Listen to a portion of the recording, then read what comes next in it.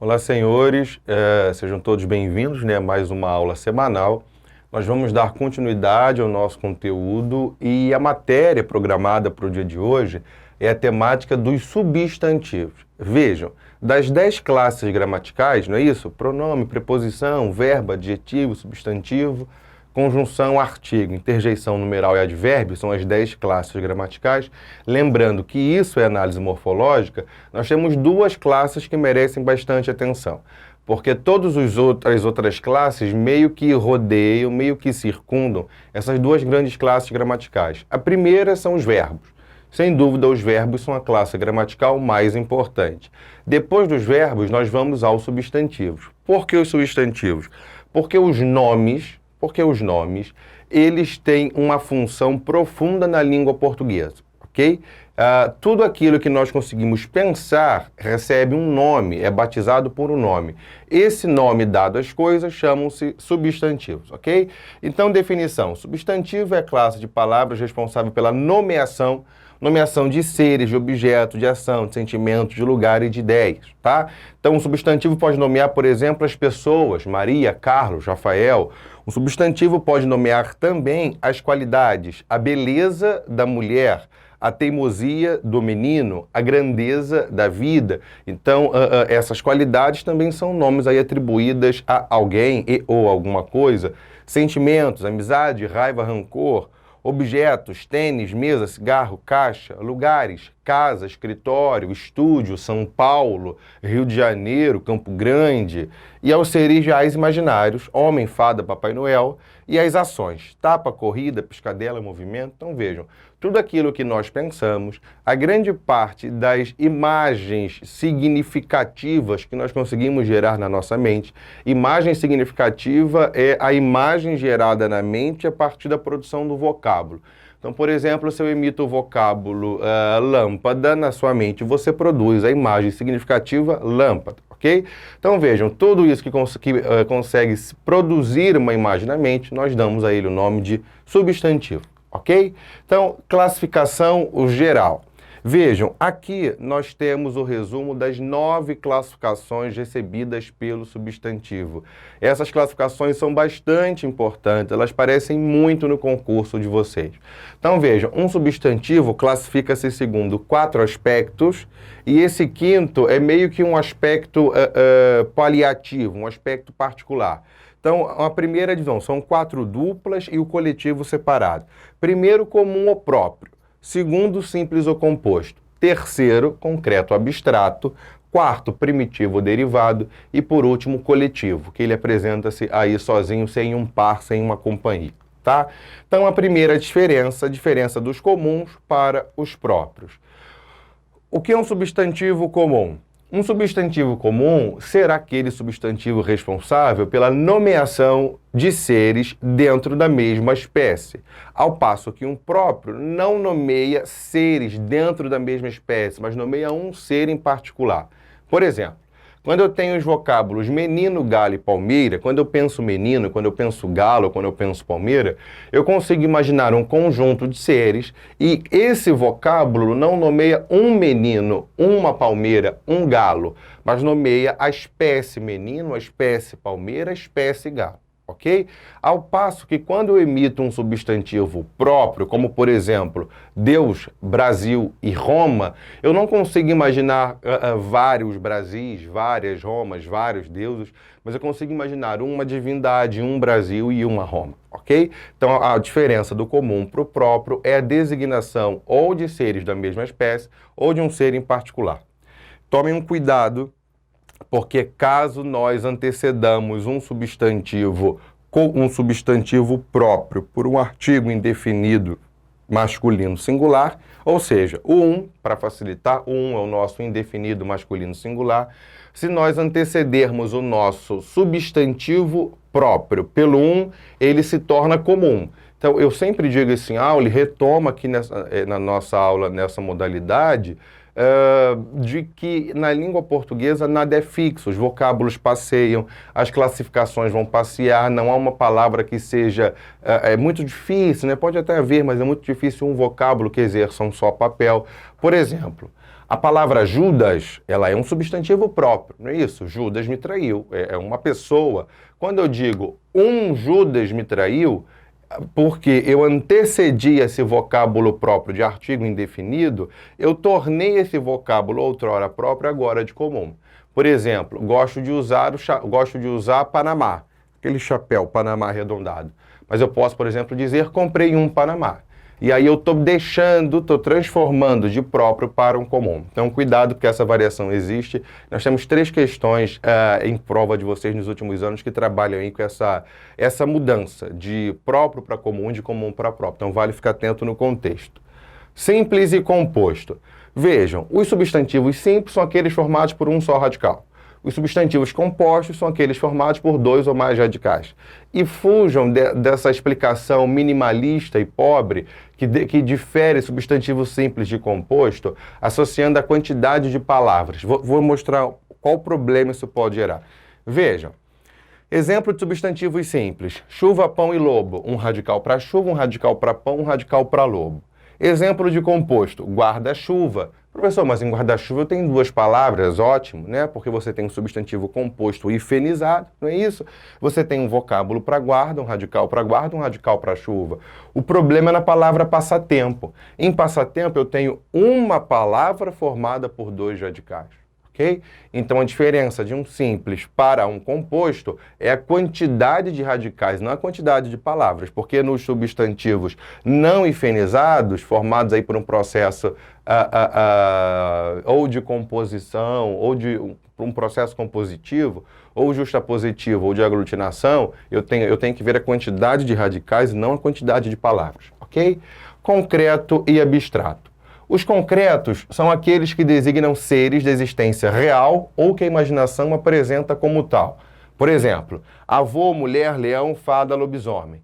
Abstrato, os que designam qualidades, sentimentos, ações ou estados dos seres, dos quais se podem abstrair e sem os quais não podem existir. Como que a gente consegue diferenciar concreto de abstrato? Sempre trabalho desse modo, porque eu penso que facilita na compreensão. Veja, um substantivo concreto, ele não está ligado a uma existência real ou a uma existência física da coisa. Então, por exemplo, um substantivo concreto não se resume àquilo que eu posso tocar, aquilo que eu posso apalpar, ok? Se eu fecho os olhos e consigo imaginar a coisa, concreto. Se eu fecho os olhos e não consigo imaginar a coisa, abstrato.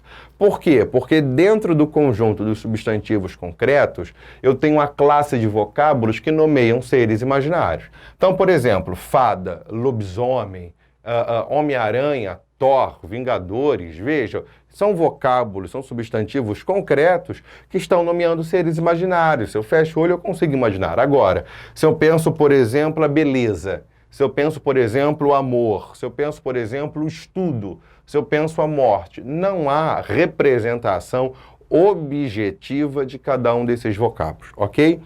E aí tomem um cuidado, porque dependendo do vocábulo, vocábulos polissêmicos, eles podem passear também de concreto para abstrato. Isso aqui é de uma questãozinha da EFON, só que eu trouxe para vocês repararem como a língua portuguesa pode ser um pouco maldosa com vocês. Vejam, a caça, ato de caçar, para a caça, coisa caçada. Se eu tenho a caça, o ato de caçar, uma ação, é um substantivo abstrato. Se eu tenho a caça, a coisa caçada, é um substantivo concreto, ok? Por exemplo, o cervo lá, né, é algo concreto. Outra diferença, primitivo e derivado. Isso aqui é bem fácil. Os substantivos primitivos são aqueles que não derivam de nenhum outro vocábulo da língua portuguesa, ao passo que os substantivos derivados são aqueles que derivam de outro vocábulo da língua portuguesa. Por exemplo, pedra, ferro, dente, trovão, primitivos, terão por substantivos derivados pedreiro, ferreiro, dentista e trovoada. Isso aqui é bem simples. Os coletivos, vejam, entendam o seguinte. Os substantivos coletivos são aqueles vocábulos que indicam no singular, e é importante que eles estejam no singular, pelo menos nesse primeiro momento, a ideia, o conceito de que a palavra, o vocábulo no singular nomeia um conjunto de seres, e não apenas um ser, mas sim um conjunto.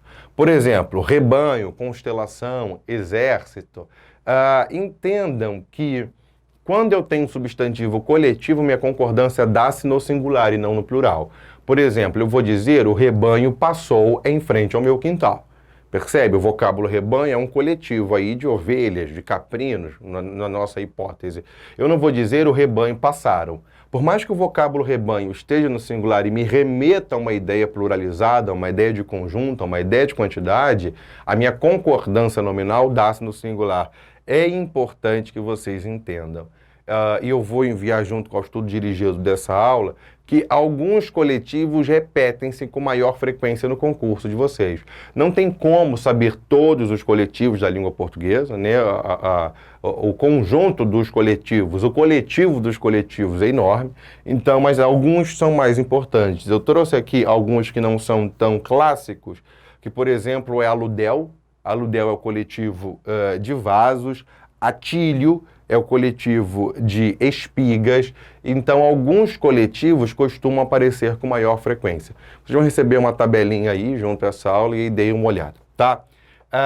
Um processo importante é o processo de substantivação da palavra. E eu penso que nós já tenhamos falado um pouquinho sobre isso também na nossa aula presencial. O que é esse processo? Na língua portuguesa, eu consigo transformar alguns vocábulos em substantivo de modo muito fácil. A maneira mais clássica de transformar qualquer vocábulo de qualquer classe gramatical em substantivo é antepor a esse vocábulo um artigo, ok? Então, por exemplo, morrer é verbo. Na frase, o morrer pertence a Deus, devido à antecessão do artigo antes do verbo, ele torna-se, nessa frase, um substantivo e abandona a sua ação verbal. É claro que no verbo esse processo é mais fácil porque nós temos as formas nominais do verbo. Não é isso? Infinitivo, gerúndio, particípio. Mas, por exemplo, vamos pegar uma classe gramatical bem nada a ver, que são as interjeições. Vamos pegar a interjeição a. Então, vejam, o a elevei a Deus pela manhã. Um a elevei a Deus pela manhã. Muito normal em recurso literário, ok? Vamos às flexões. Um substantivo flexiona-se em gênero, masculino, feminino, número, singular e plural, e nós temos uma variação que não é bem uma flexão, que é a ideia de grau, ok? Flexão de gênero. Nós formamos o feminino a partir de 3 processos. Processo 1. Eu flexiono o substantivo masculino. Então, a partir do masculino, eu vou tirar o feminino. Por exemplo, filho, filha, mestre, mestra, folião, foliona. Reparem que o vocábulo feminino está sendo retirado a partir do vocábulo masculino. Segundo processo, eu acrescento ao masculino a desinência a ou um sufixo feminino. Nós já vimos processo de formação de palavras e nós vimos que existem alguns outros vocábulos que farão papel de desinência de gênero além do a. Por exemplo, exa. Não é isso? O sufixo esa também faz papel de desinência de gênero. Então eu tenho autor, autora, acresci o a, formei. Deus, deusa, acresci o a, formei. Cônsul, consuleza, acresci agora o sufixo esa e não mais o sufixo a. Formei o feminino sem problemas, eu vou adiante. Um terceiro processo é quando eu vou utilizar uma palavra feminina com radical diferente. Entenda aqui o seguinte, quando eu tenho pai e mãe, homem e mulher, boi e vaca, quando nós vemos pela primeira vez, a nossa tendência é confundir o processo 3 com o processo 1. Parece que quando eu dar uma palavra feminina com um radical diferente da palavra masculina, esse processo assemelha-se à flexão do substantivo masculino. Entretanto, aqui nós temos um outro processo, também muito analisado dentro da análise semântica das palavras, que é a chamada heteronímia, ou seja, heterodiferente, ok? Então, o que será heteronímia para nós aqui nesse momento? Quando eu tenho uma palavra de radical diferente que marca a variação de gênero. Vejam, em pai e mãe, boi e vaca, eu tenho um radical para cada um dos gêneros que identificam o gênero dessas palavras, ok? Uma outra ideia importantíssima também é a flexão de gênero dos substantivos uniformes em gênero. Vejam, isso dividir-se-á em 3 aspectos. Alguns substantivos, eles serão uniformes quanto à indicação do gênero. Então, por primeiro, nós temos os substantivos epicenos. O que são os epicenos? Os epicenos vão designar alguns animais, ok? Alguns animais, e terão só um gênero nesse vocábulo substantivado. E a indicação de masculino e feminino, eu vou dar pelo vocábulo macho e pelo vocábulo fêmea. Então vejam, o jacaré, não existe a jacaroa, não é isso? Então eu tenho o jacaré macho, na indicação do masculino, ou o jacaré fêmea, na indicação do feminino. Vejam que o substantivo jacaré, ele é um vocábulo uniforme, ele não terá variação nele mesmo para o feminino. A cobra macho ou a cobra fêmea. Quanto aos sobrecomuns, se os epicenos nomeiam animais, sobrecomuns nomearão pessoas. Então vejam, a criança, eu não tenho opção de a criança ou a crianço. Vejam que o substantivo criança não varia não varia em gênero, não tem essa variação. Então, para eu indicar o masculino ou feminino, eu tenho que arranjar um outro vocábulo. Então vejam, a criança menino, a criança menina, o cônjuge marido, o cônjuge mulher, a testemunha homem, a testemunha mulher. Então vejam que a variação de gênero sempre vai estar dada por algum vocábulo que rodeie o substantivo sobrecomum. E comum de dois gêneros é quando eu tenho uma só forma designando ambos os sexos, designando os indivíduos de sexos diferentes. Essa distinção de gênero pode ser feita por dois recursos, ou por um artigo ou por um adjetivo. Por exemplo, colega. Se for menino, o colega. Se for menina, a colega. Ah, professor, eu não quero usar um artigo, eu quero indicar essa variação de gênero sobre outro aspecto. Vamos então usar um adjetivo. Artista. Se for um homem, famoso, artista famoso. Se for uma mulher, artista famosa. Ok? Flexão de número. Na língua portuguesa, nós só temos dois números gramaticais. Primeiro número, singular. Segundo número, plural. Ok? A nossa principal desinência, a nossa desinência que indica número, que indica essa variação de número do singular para o plural, é o S. Então, por exemplo, ave, bando, aves, bandos, tá? Só que entendam que os substantivos, eles vão flexionar-se para o plural de maneira diferente, dependendo de como eles terminam no singular. Então, dependendo desse comportamento no singular, a variação de número, ela será alterada, tá? Então, vejam aqui as principais regras dos principais comportamentos das principais palavras. Quando eu termino a palavra em vogal ou ditongo oral, por exemplo, asa terminou em vogal, vai variar acrescendo apenas o S. Asas. Pai terminou em ditongo oral. Vejam, ó, pai, pai, pai, pai. Não é um ditongo nasalado, que é um outro comportamento. Terminou em ditongo oral, eu vou acrescer o S. É fácil, obedece aqui a regra da desinência de número. Agora vejam já a diferença. Terminou em R ou em Z. Colher, plural, colheres. Acresci não somente de S, como na regra 1, acresci de ES. Com Z, nós, nozes. Acresci não somente de S, mas agora acresci de ES, ok? Terminados em AU, EL, OL e UL. Vejam que o IL não está aqui, porque o IL é uma regra diferente. Pombal, pombais. Papel, papéis. Túnel, túneis, anzol, anzóis. Então vejam que caso eu termine com AU, EL, OL e UL, eu vou acrescer de IS. Se terminar em IL, eu tenho que tomar um pouco de cuidado, porque os meus vocábulos terminados em IL podem ser ou oxítonos ou paroxítono. Se for oxítono, eu acrescento S. Se for paroxítono, eu acrescento E e S. Professor, não entendi, está muito teórico. Vejam aqui, funil. Qual que é a classificação dessa palavra segundo a sua gradação tônica? Ó, funil. Vejam que o nil é mais forte que o fu. Então, ele é um oxítono. Plural, funis. Acresci de S. Vejam agora um outro vocábulo. Fóssil. Ó, fóssil. A sílaba mais forte é a penúltima sílaba. Se é a penúltima sílaba, ele é um paroxítono. Se for um paroxítono, a sua variação desinicial de número dá-se por E e S. Terminado com M, basta colocar NS. Nuvem, nuvens. Som, sons. Ok?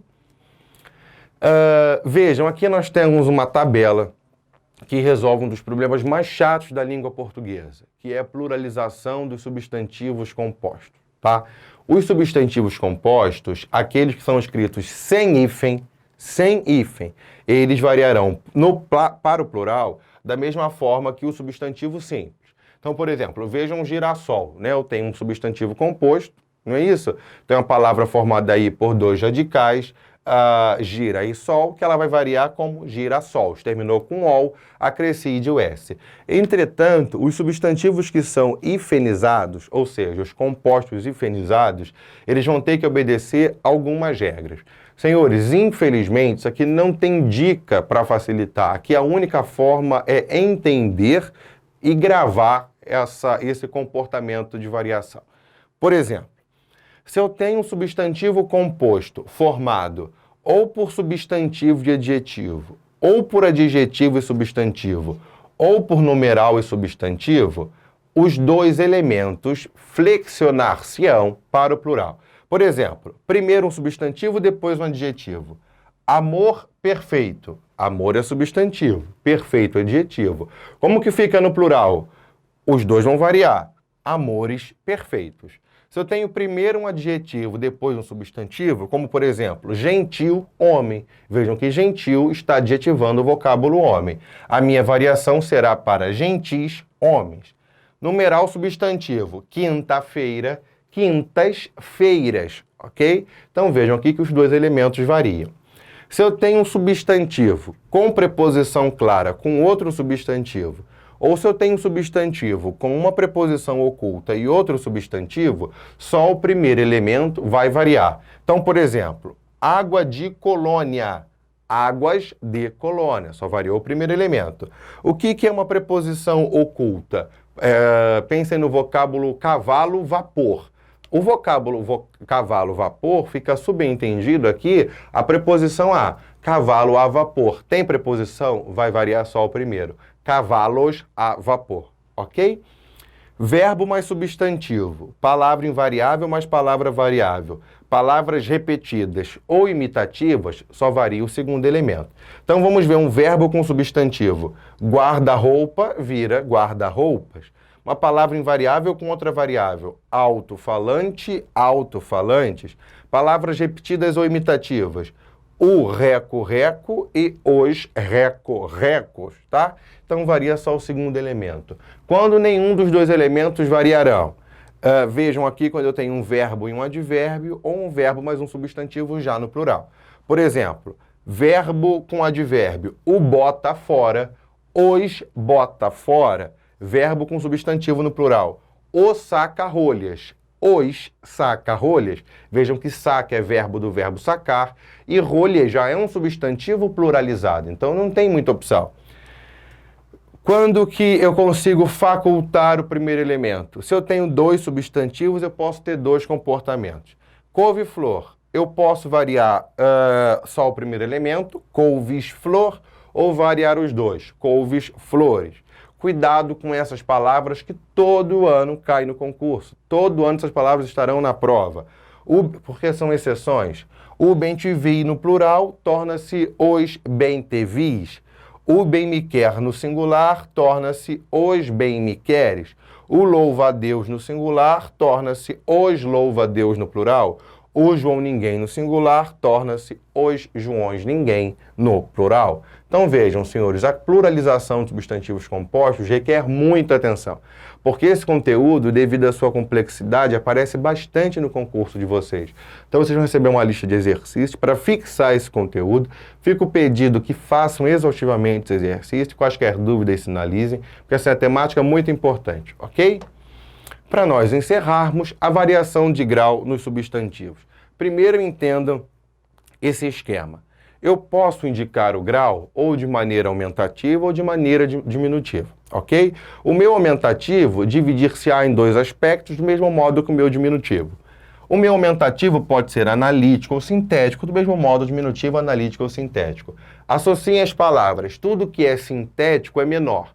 Tudo que é uma síntese é menor. Eu vou indicar aumentativo analítico com duas palavras.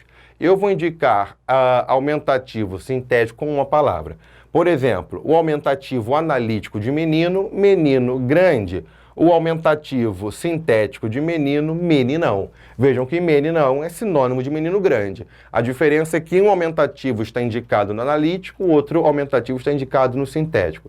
Do mesmo modo, o diminutivo, menino pequeno analítico, menininho sintético. Tá? E aqui eu trouxe algumas palavras que apresentam aumentativo e diminutivo de uso não tão clássico, vocês não estão tão acostumados assim. Então, por exemplo, boca, bocarra, copo, copásio, limão, limonaço, os aumentativos aqui que mais me importam, e os diminutivos que mais me importam, corpo, corpúsculo, febre, febrícula e moça, moçoila.